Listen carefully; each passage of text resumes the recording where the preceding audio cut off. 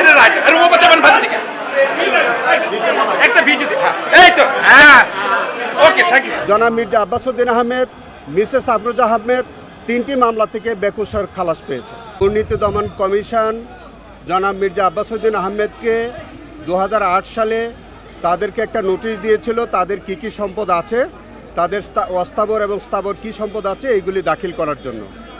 তারা দুদকের নোটিশের প্রতি যথাযথ সম্মান দেখিয়ে তৎকালীন সময়ে তারা একটি সম্পদের বিবরণ দাখিল করেন। সেই সম্পদ বিবরণী দাখিলের প্রেক্ষিতে তারা দুইটি মামলা দায়ের করে, একটি মামলা দায়ের করে। সেই মামলা থেকে জনাব মিসেস আফরোজা আব্বাসকে মহামান্য হাইকোর্ট বিভাগ তার অংশটাকে কোয়াশ করে দিয়ে তাকে আগে খালাস দিয়েছিলেন এবং মির্জা আব্বাস উদ্দিন আহমেদ উনি পরবর্তীকালে উনি এককভাবে এই মামলাটি ফেস করেন। আমাদের অত্যন্ত দুঃখের বিষয় হচ্ছে দুর্নীতি দমন কমিশন মিসেস আফরোজা আব্বাস খালাস পাওয়ার পরে একই বিষয়বস্তুর প্রেক্ষিতে আরও একটি মামলা দায়ের করেছিলেন, দুইজনকে আসামি করেন, অর্থাৎ মির্জা আব্বাস উদ্দিন আহমেদ এবং আফরোজা আব্বাসকে আসামি করে আরেকবার একটি মামলা দায়ের করেন। এইটাও আজকে আমাদের অব্যাহতির জন্য ছিল। বিশ্বমানের থার্মিক্স রড, সালাম স্টিল থার্মিক্স, দেশের একমাত্র থার্মিক্স রড।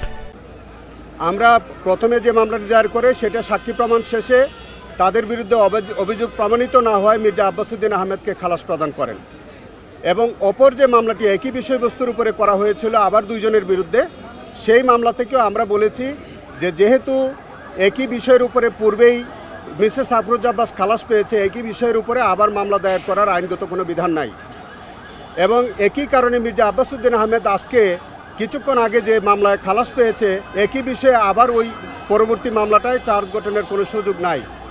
এই বিবেচনায় পরবর্তী মামলাটাও যেহেতু আইনে বার আছে, সেই কারণে মহামান্য আদালত আজকে সেই মামলা থেকেও দুইজনকে অব্যাহতি দিয়েছেন। আর ওনার বিরুদ্ধে বিশেষ আদালত চাইরে আরেকটি মামলা ছিল শিল্প প্লট যে মামলাটা, সেটি দুর্নীতি দমন কমিশন ক্রিমিনাল ল অ্যামেন্ডমেন্ট অ্যাক্টের 10(4) বিধান অনুযায়ী তারা এই মামলার কোনো ভিত্তি নাই বা এই অভিযোগের কোনো ভিত্তি নাই, এই কারণে তারা মামলাটি প্রত্যাহার করে নিয়েছেন এবং এই প্রত্যাহারের প্রেক্ষিতে আদালত তাদেরকে সেই মামলা থেকে খালাস প্রদান করেছেন এবং তার মধ্য দিয়ে আজকে জনাব মির্জা আব্বাস উদ্দিন আহমেদ, মিসেস আফরোজা আহমেদ তিনটি মামলা থেকে বেকসুর খালাস পেয়েছে।